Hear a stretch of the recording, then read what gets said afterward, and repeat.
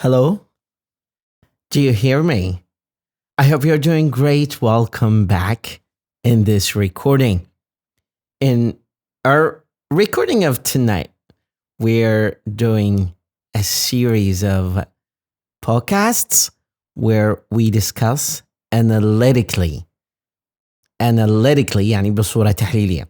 We discuss analytically a short story, but again, I mentioned that in every one of the podcasts that we had before, that the idea is not about the narration of the story as much as it's about,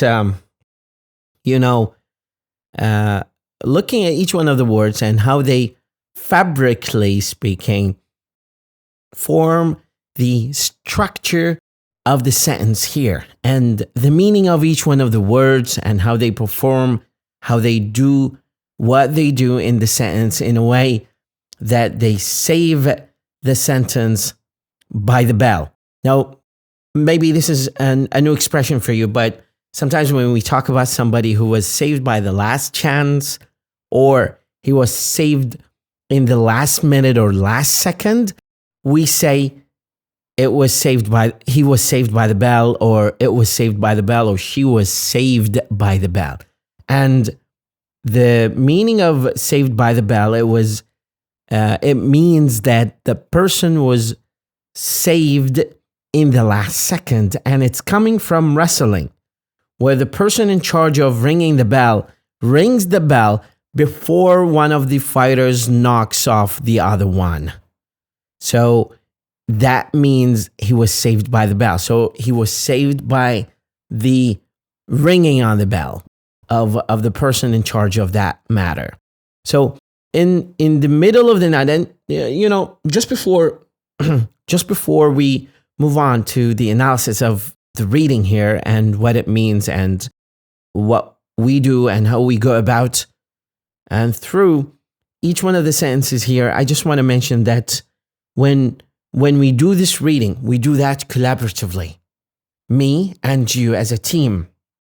And this is coming from the basic principle that I do have here, that working as a team makes the dream. I remember when I was back in Hawaii and there was this person who kept saying, teamwork makes dream work. So we do this collaboratively as a team while I'm sipping my cup of coffee. So what I want to mention here, that when you do this kind of reading, we are shooting for the moon. We have very high aspirations and inspirations. Don't tell me to know the difference or to guess the difference, because I'm telling you and testing you about the difference. What's the difference? Write it in the comment. What's the difference between inspiration and aspiration? These two probably synonymous to each other, but to some extent. They're used in different kind of context, and the word context is one of my favorite words in English. So just to kick things started from the early get-go, I'm not going to spill the beans and read everything here. To spill the beans means to tell you the secret, tell you everything when it comes to, the story or this short paragraph that we are putting in perspective of analysis here. The idea is not the paragraph. Actually, I don't care if I read it or not. It's more of the chit chat that we do have with each other, because that is going to give us the real chance to expose our ears and our mind to the true listening of English.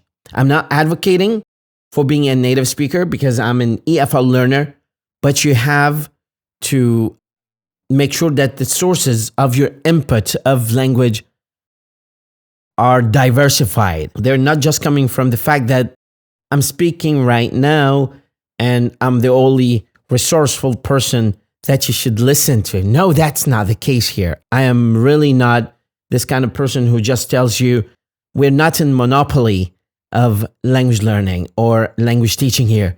We work collaboratively. I remember a story that I was told by a professor of mine who happened to travel once to Indiana State University, and he met a friend of his there.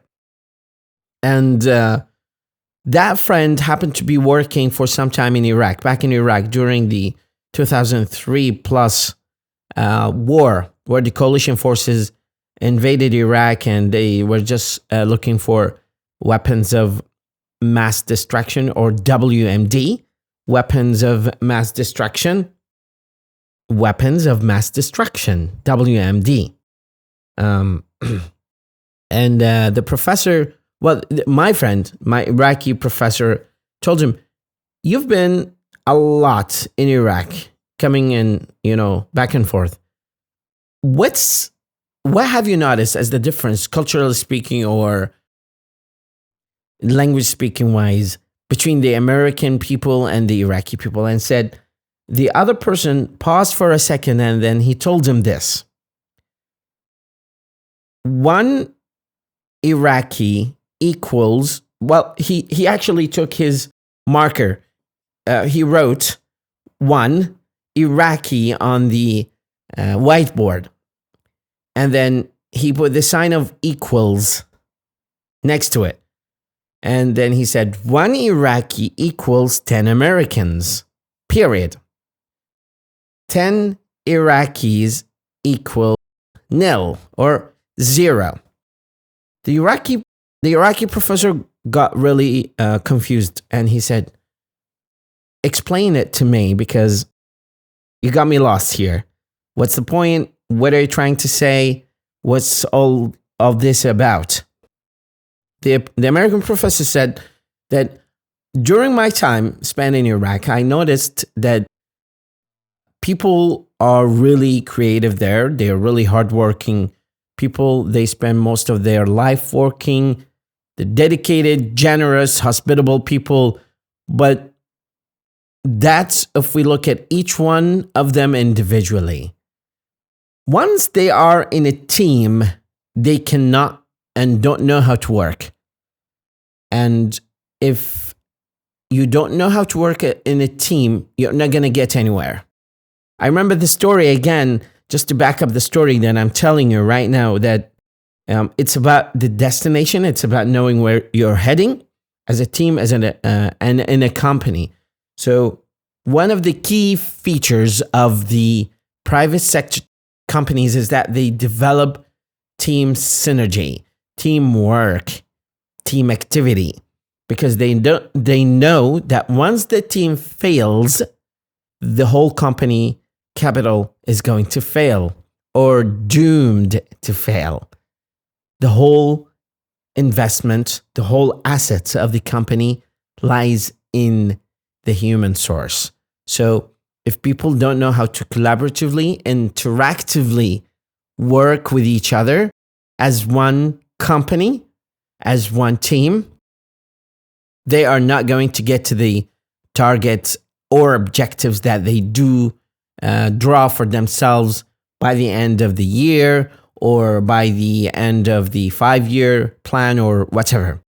So going back and backing up the story that I was told by my professor, I remember I read once about Alice in Wonderland, where she got to a fork road, and fork road is a road that leads to two separate roads. And she saw a Cheshire cat. It's a cat that comes from UK. A kind of cat, as far as I know. And she asked her, "Excuse me, which road should I take?" The cat smartly answered, "Where do you want to go?" Alice thought for a second and then said, "I don't know." The cat then built on what Alice has said, and she said, "Then it doesn't matter." What she meant, the cat meant that it doesn't matter which road you take, because you don't know where you're heading. And because you don't know where you're heading, you're not going to get there. You're not going to have a destination you're heading to, or you want to get to. So that's, in a nutshell, what we're talking about here.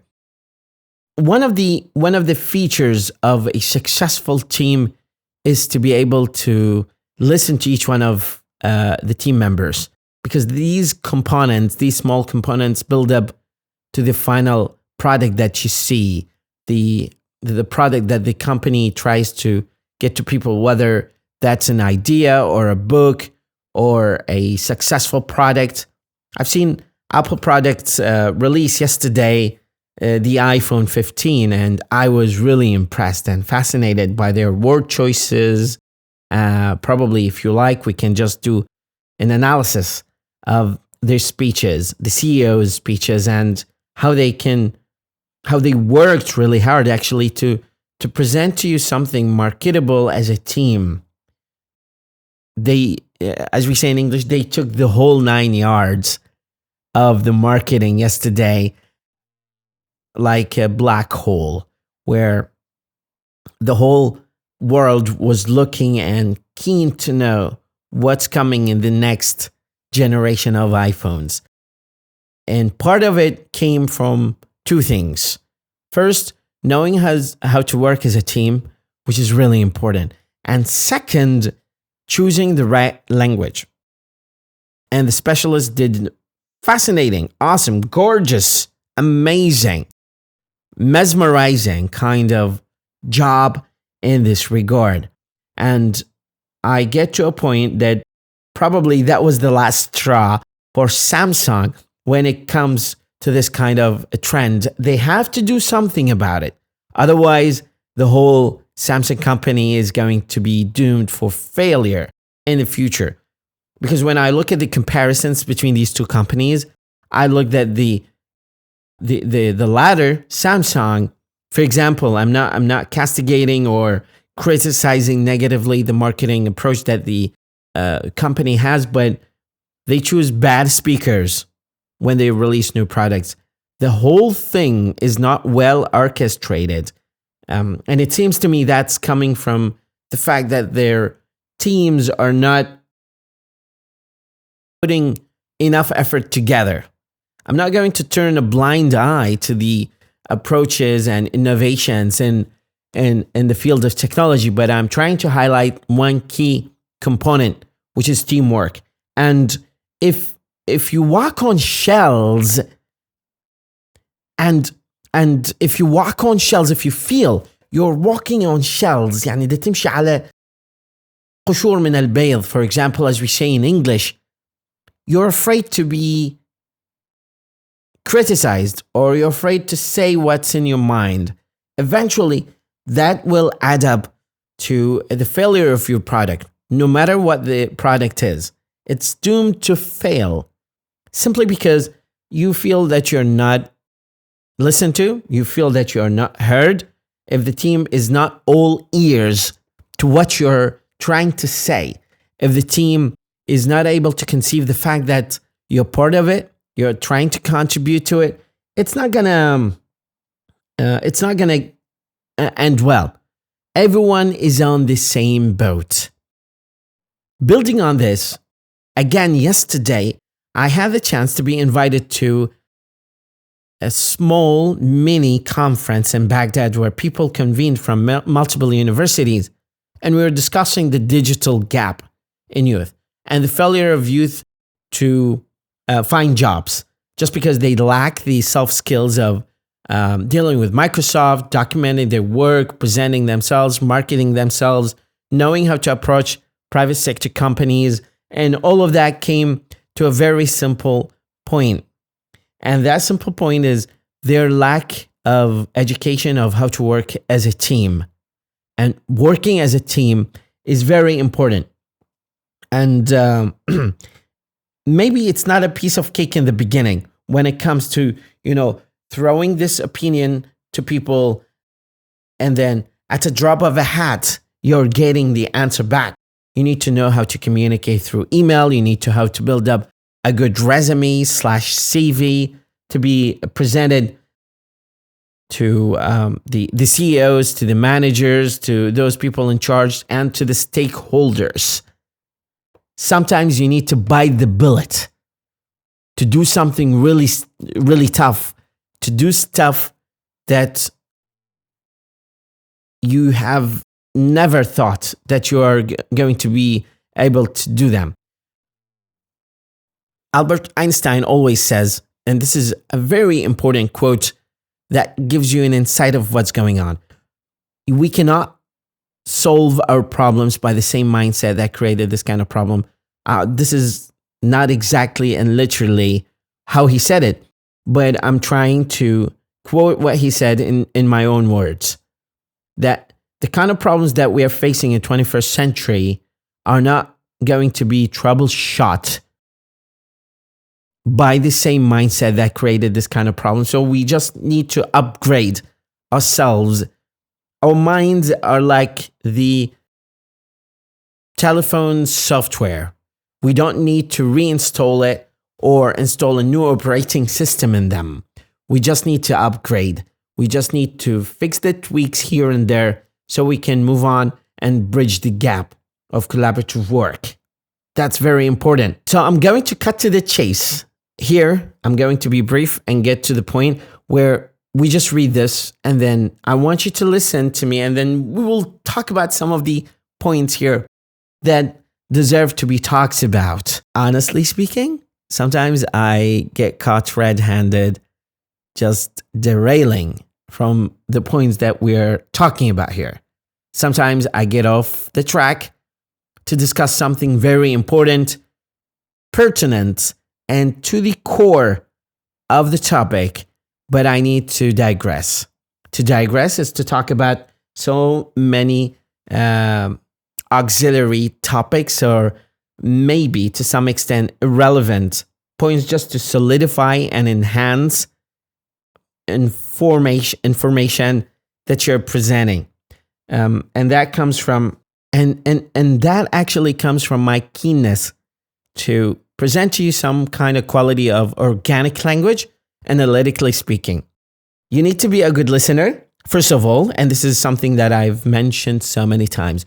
You need to burn the midnight oil, which means you need to spend extra time listening, practicing speaking, recording probably yourself, just like the way that I'm doing right now. But in my case, I'm doing some sort of informative tutorials for you, building on the podcast that we had previously taken.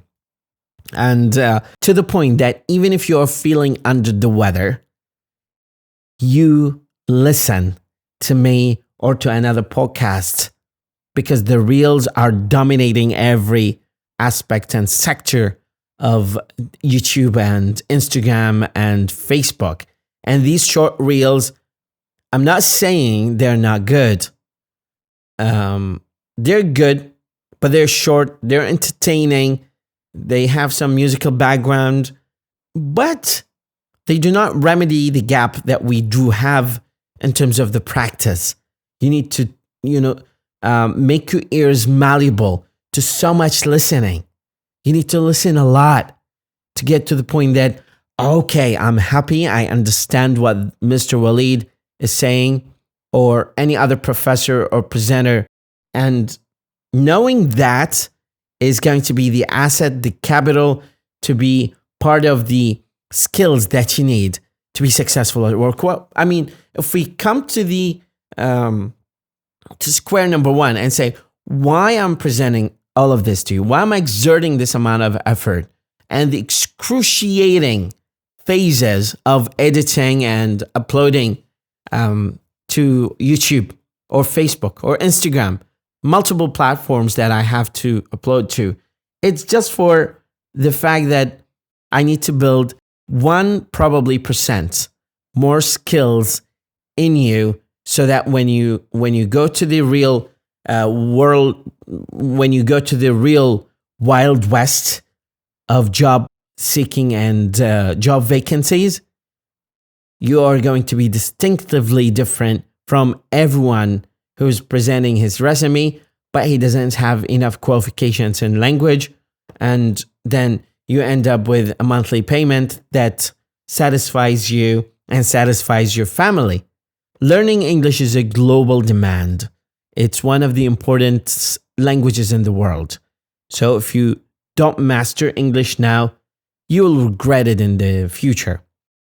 Whatever steps you do now, the harder you go on yourself right now, the better person, the more productive and successful person you are going to be in the coming months and years, for sure. And chances of work sometimes are frustrating. The opportunities that some people get in terms of like the job availability or vacancy are very limited because of the overpopulation of the country and people trying to compete and find the best job opportunity. So every day spent comes with a silver lining. Every cloud, as we say in English, has a silver lining. And every day that you wake up in, you need to make and seize the best chance of it to improve your English. Work really hard, read more, understand how English language is structured, and you can benefit from the best institute in the world when it comes to language learning, and that is YouTube. In the middle of the night, the hole in the wall appeared again. Wow, interesting. Joanna was happy that she hadn't imagined it.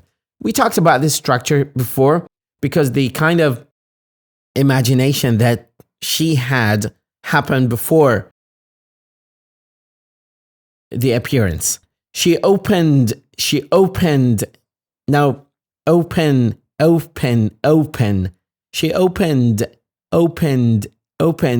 the empty. The empty, sometimes we say the P and sometimes we don't say the P. So it's up to your discretion when it comes to the pronunciation here. You can say it, and if you don't want to say it, you got the chance not to say it. Bag in front of the hole. In front of the hole. In front of. Look, in front of. Now, this word is front, not front, front, in front of the hole, hole. Then, one by one, she threw things. Look, things.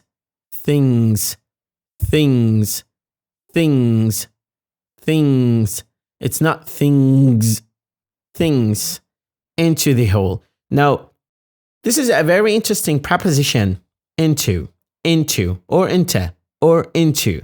It depends on how you pronounce it, and it depends on its occurrence in the sentence. So things into the hole, or into the hole. It depends on your stress. So it's in and to. It shows that preposition of location and preposition of process or destination, or where it's heading to. Even the wooden shoes. No, the word wooden is an adjective here, and it's made out of wood. Wooden. The pronunciation is wooden. So it's wooden or wooden. The heavy wood door. Shoes went in. The only thing she did not throw, or she didn't throw. Look, English is an economical, like hybrid cars when it comes to pronunciation. And I always affiliate the concept of hybrid cars with speakers of English because they are similar, maybe identical to some extent in cases where the pronunciation takes the advantage of trying to be as much meaningful as possible with the shortest sentences possible. That's very common in every language. It's a biological, instinctual thing that when it comes to pronunciation of English, people try to be very economical when they talk, to mean a lot, to say less, and to mean a lot. The only thing she did not throw in was the bag. When the sun rose, look at the structure. It's in the past simple. Rose is the past of rise. Rose, is the past of rise. In the morning. In the morning. We talk about this word is very important because this word has multiple meanings. The period of time between midnight and noon, especially from sunrise to noon. So morning. And try to not say the G because this is It's I feel when I present this kind of lesson, I present a musical lesson, a music basic lesson, because this sound is deprived from being properly pronounced by most of people in the Middle East, I can say, and the early beginners level of their learning. And the reason of which is that because they always associated with the G or G in some dialects of Arabic, non-standard Arabic, but the sound is ing. So morning, good morning. And the less you stress the G, the more accurate you are when you're pronouncing it. The bag was full and heavy. The bag was full. Look, I'm not saying was. Look, I'm not saying was. I'm saying was. The bag was full and heavy with coins. Heavy, like heavy rain. Heavy. To the point that we have reached here, we end our lesson of the analysis and reading of some of the concepts of language. We have covered few terms, phrasal verbs, idiomatic expressions that bear huge amount of importance, significance, and they should be taken down by you with huge amount of attention. You have to listen to them, carefully analyze what I have said, write down the comments and feedback, probably try to share with me what you have benefited from and learned from this lesson. Eventually, we are building up a structure of a group of podcasts to reach a point where we understand, we amass huge amount of idiomatic expressions that I intentionally mentioned here in this podcast, as well as some of the key points relevant to the reading and pronunciation and historical aspect of language, and all of that comes to your benefit eventually and ability to speak the language in more accurate way. Have a wonderful day, and I look forward to seeing you in another podcast. مدرب اللغة وليد خالد.